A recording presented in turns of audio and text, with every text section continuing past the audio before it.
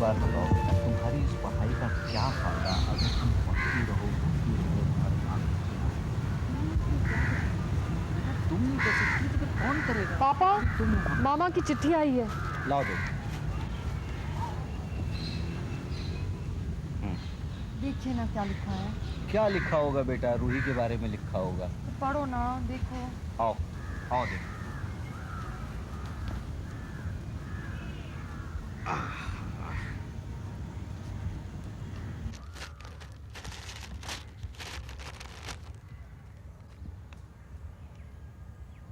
कुछ पता चला?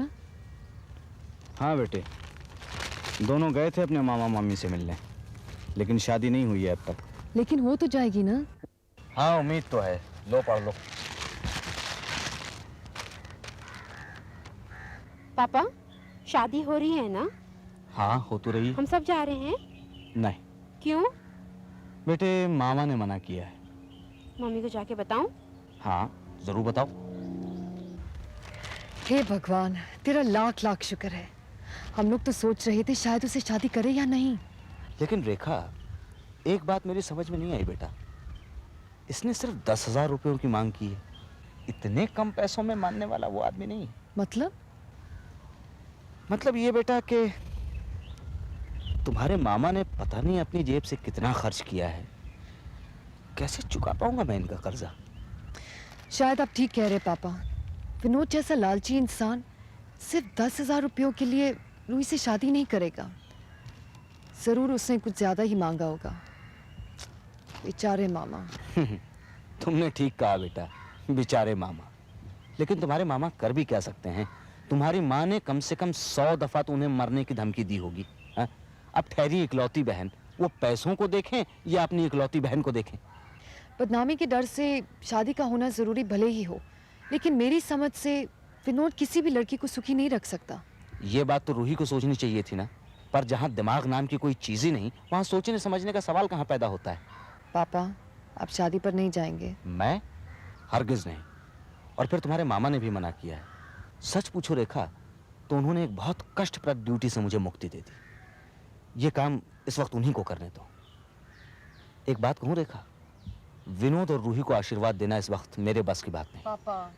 हाँ बेटा, तुम जानती हो झूठ और दिखावा मेरी फितरत नहीं। और 10,000 रुपयों के लिए? आज ही ड्राफ्ट बनाकर उन्हें भेजता हूँ। बेटा मैं जरा बैंक हुआ हूँ। पापा। हाँ? ये चिट्ठी मम्मी को दिखा दूं? हाँ जरूर। शादी की खबर सुनकर तो वो खुशी से नाच उठेगी। हाँ? मैं जरा बैंक होकर आता हूँ बेटे।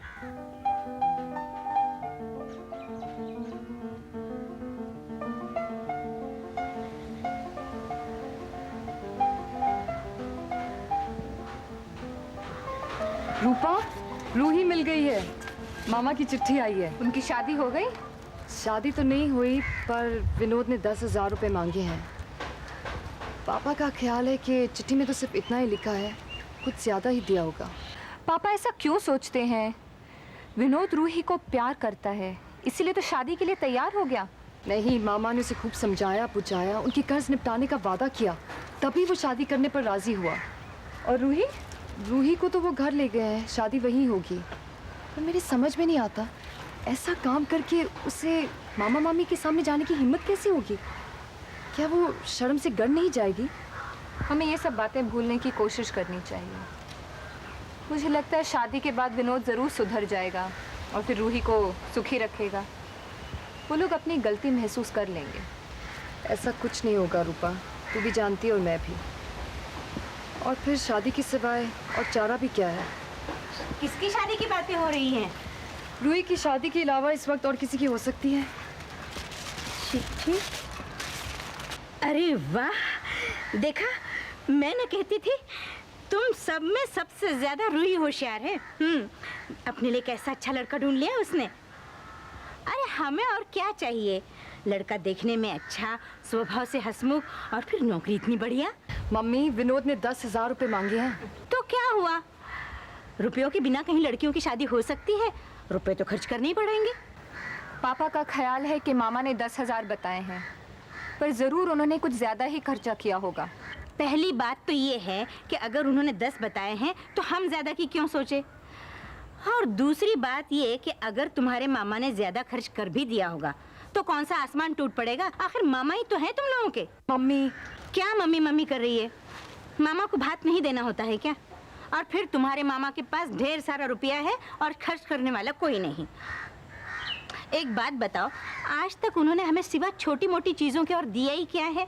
हाँ, मेरे भैया बड़े दिलदार हैं, पर तुम लोगों की मामी सदा अपने मैके वालों को भरती रहती है। मम्मी, वो तो हमेशा हमें बुलाती रहती है अपने पास।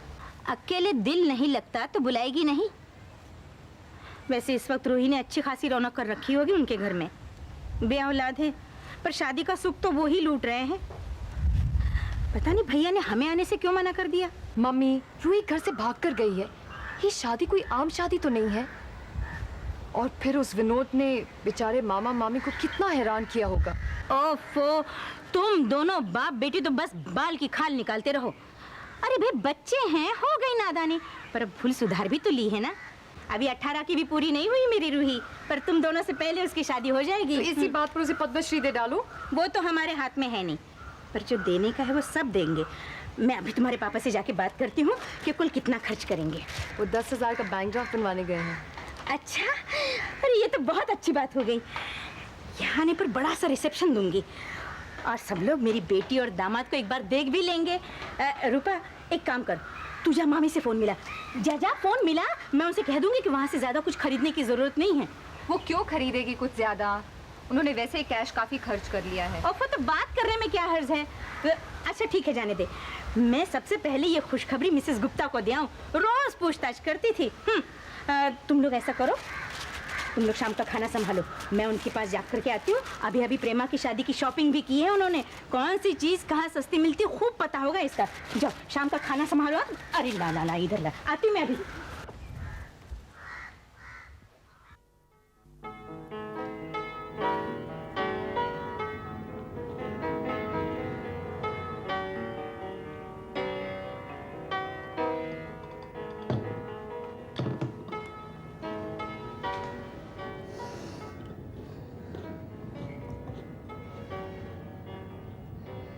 बेटी की शादी की बात सुनकर खुशी नहीं हुई क्या, जो ऐसा मुंह बनाए बैठे हो?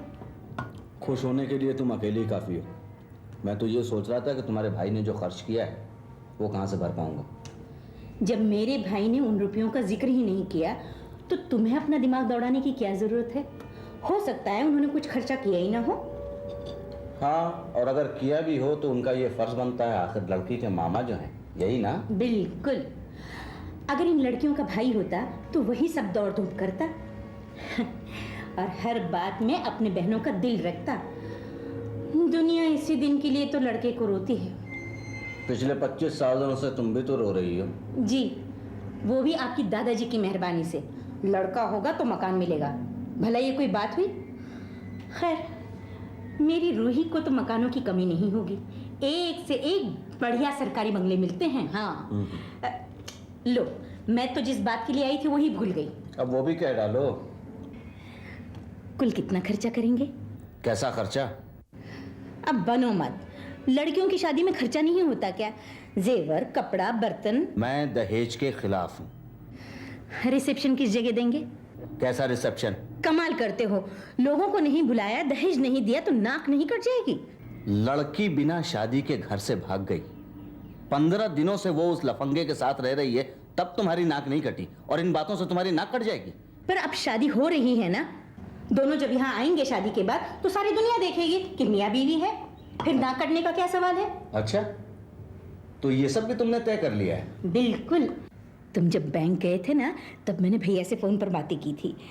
मैं तो वही जाने की सोच रही थी, पर उन्होंने कहा बजाय हम सब लोग वहाँ जाएं, शादी के बाद उन दोनों का यहाँ आना ज़्यादा अच्छा होगा, फिर हमारे घर में भी तो रौनक रहेगी। मुझे उन दोनों का मुंह नहीं देखना, समझी? होश की दवा करो, होश की। इस उम्र में ये सब कुछ शोभा नहीं देता। और फिर अपनी बेटी और दामाद को तुम गले नहीं लगाओगे तो क्या पड़ोसी लगाएंगे? अच्छा, तो पड़ोसियों को ये शुभ समाचार दे आई तुम? कब का? आज पड़ोस में तो मैं कह आई। अब अपनी जान पहचान वालों को तुम फोन करो, बल्कि मैं तो कहती हूँ आज ही इनविटेशन कार्ड छपवाने को दे दो। और हाँ, जल्दी से पैसे निकालो, रिसेप्शन के लिए एक भारी सी साड़ी लानी होगी, बाकी तो खैर सस्ते भी चलेंगी। और हाँ, जहाँ तक जेवरों का सवाल है, मैं अपना एक सेट दे दूंगी, पर एक तो नया लाना पड़ेगा। जेवर पहनकर मेरी रूही कितनी सुंदर लगेगी। अभी 18 साल की नहीं हुई और मिसेज विनोद शर्मा। और जरा इस रूपा रेखा को देखो, 22-23 साल की होने को आई, पर अक्ल का कहीं नामो निशान नहीं। अच्छा रेखा, मैं जा रही हूँ। तू कहाँ चढ़कर कंघी कर रही है? सारे बाल बिस्तर पर गिरेंगे। रूपा मत जाना, थोड़ी देर रुक जा, मैं बहुत परेशान हूँ। क्यों, क्या हुआ? रूपा, उस समय मैं इतनी बौखलाई हुई थी कि राहुल से वो बात छुपाना संभव ही नहीं था। तू फिक्र क्यों करती है? तेरी जगह और कोई होता ना तो उसे भी ऐसे ही लगता। वक्त की बात है, वो उसी समय आ गया, नहीं तुम रात की गाड़ी से बंबई चले भी गए होते। उसकी शादी भी हो जाती और शायद उसे असलियत का कभी पता न चलता। मुझे तो बहुत अफसोस हो रहा है। अगर बात फैल गई तो? नहीं रूपा, उसके मुंह से ये बात कभी नहीं निकलेगी। वो किसी को कभी कुछ नहीं बताएगा, इस पर मुझे पूरा विश्वास है। पर क्या? शायद अगली बार मैं उसे आंखें मिलाकर बात ना कर पाऊं। वैसे भी हम मिलेंगे कहाँ? क्यों, अहमदाबाद इतनी दूर तो नहीं? और फिर जिसे मिलना है वो बंबई भी आ सकता है। नहीं रूपा, मेरे रिश्तेदारों की तारीफ में एक शेर और पढ़ दिया गया है। राहुल को तो विनोद की शक्ल से नफरत है, वो अब मेरा सगा बिनोई है।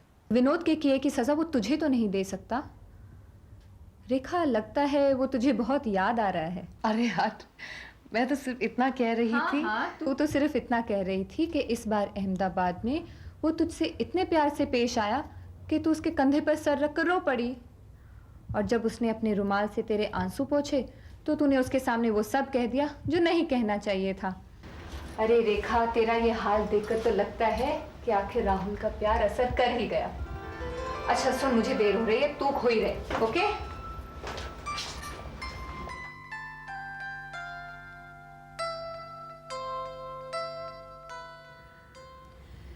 चलो अच्छा हुआ, राम राम करके एक लड़की की शादी से तो निपट लिए।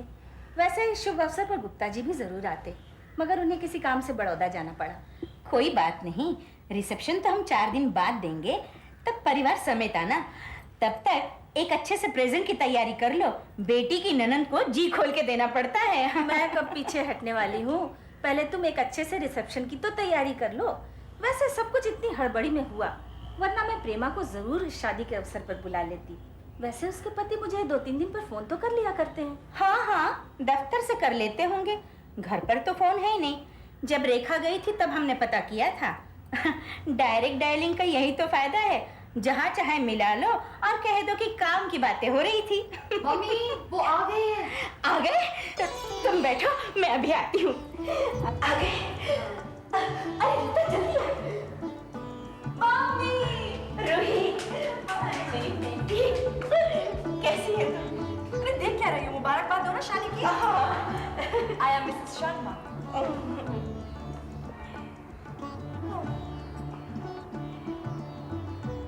भाई पैर छुओ। हाँ। जुग जुग जुग बेटे, दूधो नहाओ पूतो फलो।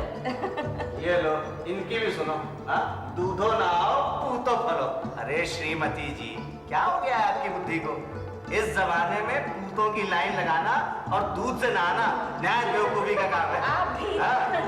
अरे भाई, तुम्हें भी कोई अच्छा सा आशीर्वाद दो, जैसे भगवान तुम्हें सुबुद्धि दे। हाँ? तुम कभी कोई गलत काम ना करो। हम दोनों गलत काम कर ही नहीं सकते। अच्छा। हमें जो अच्छा लगता है वही करते हैं। हाँ। फिर पूछताछ का सवाल ही क्यों होता है? बिल्कुल ठीक। लेकिन रूही, तूने हम लोगों को बहुत परेशान किया। हाँ भाई। अच्छा अच्छा, चलो अंदर चलो चलो। आओ बेटे, आओ। हाँ बेटा, चल। आओ आओ बेटी। गुप्ता आंटी तो कब से तुम्हारा इंतजार कर रही हैं। नमस्ते गुप्ता आंटी। नमस्ते। नमस्ते। नमस्ते। बैठे बेटे। प्रेमा कैसी है? अच्छी है। जब मैं यहाँ से गई थी किसने सोचा था मैं 15 दिन बाद मिसेस शर्मा बनकर लौटूंगी। पर मुझे तो पता था यही होगा। अब तो तू मेरी शादीशुदा बेटी है, हर बात में तुझसे सलाह लेनी होगी। उम्र में न सही, दर्जे से तो बड़ी है। अच्छा तो अब मैं चलूं? अरे अरे, मुंह तो मीठा करती जाओ। रेखा बेटी, मिठाई तो लेके आ। अरे इसकी क्या जरूरत है? वाह, जरूरत कैसे नहीं। रूही बेटे, अब तो आराम से 4-5 दिन इस घर में बैठ। बहुत हैरान किया सबको। अरे बच्चों से हैरानी कैसी, उनकी मर्जी में तो हमारी मर्जी है। और फिर सभी को घर बैठे दामाद थोड़ी ही मिलते हैं, काफी दौड़ धूप करनी पड़ती है। लो मिठाई खाओ। मैं घर में बैठने वाली नहीं। मेरे और विनोद के इतने फ्रेंड्स हैं, सबसे मिलने जाना है और रिसेप्शन के अगले दिन हनीमून के लिए कश्मीर चले जाएंगे। क्यों विनोद? जरूर। कश्मीर जा रही हो? मामा की तरफ से वेडिंग गिफ्ट है। अच्छा, उन्होंने कहा हम नहीं जा सके, अब हमारी जगह तुम हो। वाह वाह भाई, क्या बात है। बहुत थकान महसूस हो रही है, मैं जरा नहा के सोना चाहूंगा। क्यों नहीं? हाँ बेटे चलो आओ, तुम्हारा कमरा तैयार है। अच्छा चलो, सामान नहीं उठाए। अरे नहीं, क्या कर रहे हैं? आ जाओ। अच्छा, आर्मी में कैप्टन है। अच्छा, इन लोगों की तो शान ही अलग होती है। मामी हम अंदर जाते हैं। हाँ बेटी, जाओ जाओ जाओ, तुम लोग बातें करो। कितनी खुश लग रही है। कैसी रही जोड़ी? अरे बताती हूँ, एक मिनट रुक तो। बैठने को दे। तेरी सॉरी। अब तुम तीनों मेरी खातिरदारी करो, तुम्हें एक से एक अच्छे लड़के ढूंढ दूंगी। मुझे तो माफ कर। हाँ, रूपा और रेखा दीदी की मदद करना चाहती तो और बात है। क्यों रेखा दीदी, करूँ कोशिश? आर्मी के लोग बहुत स्मार्ट होते हैं। पति प्राप्ति की इच्छा तुम्हारा पति प्राप्ति का तरीका मुझे जरा भी अच्छा नहीं लगता। मैं ऐसे ही ठीक हूँ, मुझे रहने दो। तुम्हारी मर्जी, पर अपनी शादी का सस्पेंस सुनोगी तो हैरान रह जाओगी। बिल्कुल फिल्मी एटमॉस्फेयर था। वो कैसे? पता नहीं मामा ने हमें कैसे ढूंढ निकाला, इस बारे में विनोद ठीक से नहीं बताता। खैर, मामा मुझे अपने घर ले गए। सच कहती हूँ, 4 दिन मामा के घर में मुझे 4 साल के बराबर लग रहे थे। क्यों? घर क्या था, जेल थी मेरे लिए। ना बाजार, ना सिनेमा, ना पार्टी, ऊपर से सारा दिन मामी की लेक्चरबाजी। दोनों के दोनों हर वक्त समझाने में लगे। तेरे लिए उन दोनों ने कितनी परेशानी उठाई। परेशानी उन्हें हुई या हमें? घर से बाहर कदम नहीं रखने देते थे, यहाँ तक कि विनोद से मिलना जुलना भी बंद। सच कहती हूँ, अगर कुछ दिन और ऐसे करते रहते ना तो मैं फिर से भाग गई होती। क्या कह रही है तू? शादी के दिन तो और तमाशा हुआ। मामी तैयारी में लगी थी, मामा को भी बहुत काम था। तभी वो राहुल साहब आ गए। मैंने सोचा अब मेरा काम बिगड़ा, ये कमबख्त मेरी शादी होने नहीं देगा। राहुल? हाँ, उसकी विनोद से दुश्मनी जो है। खैर, मामा उसे अपने स्टडी में ले गए। दोनों 2 घंटे तक पता नहीं क्या सलाह मशवरा कर रहे थे। जब बाहर निकले मेरी जान में जान आई। मामी को पता होगा वो क्यों आए थे? हाँ, मामी कह रही थी वो पहले भी कई बार मामा से मिले थे, शादी के वक्त भी मौजूद थे। हाय राम, मुझे ये सब कहना नहीं था। मैंने वादा किया था, अगर विनोद को पता लग गया कि मैंने उनकी सीक्रेट आउट कर दी तो वो बहुत बिगड़ेंगे। अच्छा बाबा, हम विनोद से कुछ नहीं कहेंगे। Thank you. अब मुझसे कुछ पूछना भी मत। तुम पूछोगे तो मैं सब बता दूंगी, और बता दिया तो इन्हें बहुत बुरा लगेगा। ओहो, ये विनोद इन्हें कब से हो गए? ठीक है, हमें तुम दोनों में लड़ाई नहीं करवानी है। अब तू अपने मियाँ साहब को खुश रख, उसी में तेरी भलाई है। You're right. अच्छा, अब मैं भी थोड़ा आराम कर लूं। आज शाम को मीरा के यहाँ जाना है। उन लोगों को कितना ताज्जुब होगा देखकर हम दोनों की शादी भी हो गई। हमारा कमरा कहाँ है? विनोद,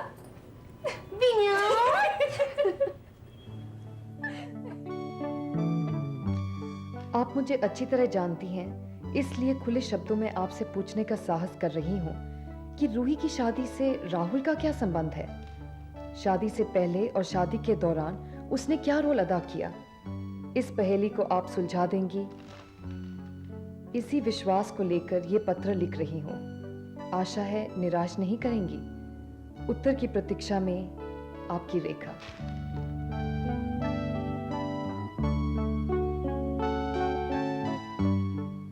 प्रिय रेखा, तुम्हारा पत्र पढ़कर मुझे बेहद आश्चर्य हुआ,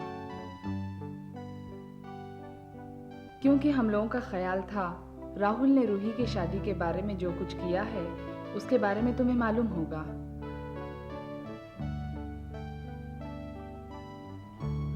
तुम्हारे पत्र से लगता है कि हमारा अनुमान गलत था। इसलिए पूरी बात लिख रही हूँ। हम लोग जिस दिन यहाँ वापस आए, राहुल तुम्हारे मामा से मिलने आए और 1-2 घंटे बैठकर बातें करते रहे। उन्होंने बताया कि वो विनोद और रूही को मिल चुके हैं। रूही के घर से भागने की घटना के लिए वो काफी हद तक अपने आप को जिम्मेदार ठहरा रहे थे। जब राहुल ने विनोद से बात की तो उसने साफ साफ कह दिया कि रूही अपनी मर्जी से आई है और अपनी मर्जी से जा सकती है। शादी का तो फिलहाल सवाल ही नहीं उठता, क्योंकि उसके ऊपर काफी कर्जा है। उसे चुकाए बिना वो शादी नहीं कर सकता। ऐसी हालत में राहुल के सामने एक ही रास्ता था।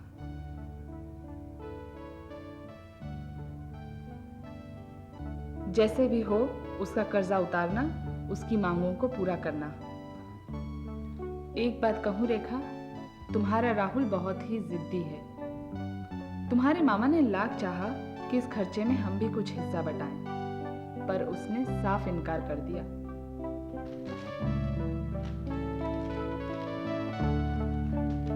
उल्टे हम दोनों से ये भी वादा ले लिया कि हम इस बारे में कभी भी तुम लोगों को कुछ नहीं बताएंगे। वो बहुत ही होशियार है, पर हम जानते हैं कि उसने इतना सब कुछ किस लिए किया। वैसे उसके मुंह से एक बार भी तुम्हारा नाम नहीं निकला। तुम्हारे पत्र से हम दोनों के सीने से एक भारी बोझ उठ गया। झूठी तारीफ ओढ़ना आसान नहीं है। हाँ रेखा, इस बार जब तुम यहाँ आओगी तो मेहता महल की सैर जरा फुर्सत में करेंगे, क्योंकि इस बार नौकर नहीं मालिक हमारे गाइड होंगे।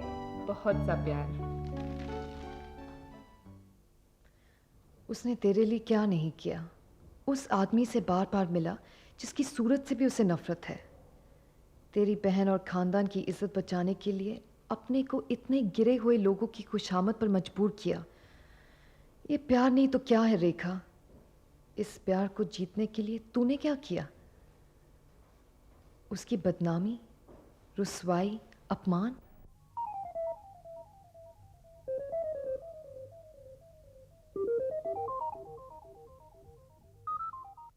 बहुत गहरे सोच में डूबी हुई थी आप। कोई खास बात? नहीं, ऐसे ही। दोस्त तो हम लोग पहले से ही थे, अब रिश्तेदार भी बन गए। मामी जी बता रही थी कि इस दफा आप मेहता महल देख कर आई। देखा ही हूं। मेरा बचपन वहीं पर गुजरा और अब मैं वहां जा भी नहीं सकता। वहां पर एक पुराने मैनेजर मेघ सिंह हुआ करते थे। बहुत चाहते थे मुझे वो। मेरे बारे में शायद उन्होंने आपसे कुछ कहा हो। कहा था? क्या कहा था? वही कि 2 साल लॉ की पढ़ाई करके आपने आर्मी ज्वाइन कर ली। आप तो जानती हैं रेखा जी के वकीलों को कितना झूठ बोलना पड़ता है, और मैं झूठ नहीं बोल सकता। जानती हूं। पिछले दिनों राहुल से कई दफा मुलाकात हुई। अक्सर बाजार में देखा मैंने उसे। शायद मिसलाल से शादी के लिए जेवर कपड़े खरीद रहे होंगे। राहुल की बहन नेहा से मिली होंगी शायद आप। कैसी लगी? बहुत अच्छी। मैंने भी सुना है कि पिछले 2 सालों में काफी बदल गई है। पहले से बहुत अच्छी हो गई है। होना ही चाहिए। जिस उम्र में लोग गलतियां कर बैठते हैं उसे तो वो पार कर चुकी है। राहुल ने मेरे बारे में आपसे कुछ? नहीं, राहुल लोगों की कमजोरियों के बारे में बात करना पसंद नहीं करते। हाँ, ये तो मैंने जरूर सुना है लोगों से कि सर मेहता की मृत्यु के बाद आपने अपना पूरा शेयर उनसे वसूल कर लिया था। मकान, जमीन, पैसा, सभी कुछ। मैंने आपसे बताया था रेखा जी के बात दरअसल ये। जाने दीजिए, जो हुआ सो हुआ। पर अब तो आप मेरे भाई जैसे हैं। मुझे पूरी उम्मीद है कि आप इस रिश्ते को ईमानदारी से निभा पाएंगे। जरूर। वैसे साली बहन नहीं, आधी घरवाली होती है। मैं उन सालियों में से नहीं हूं। इतना तो आप जान पाए होंगे। बिल्कुल। मजमून भांप लेते हैं लिफाफा देखकर।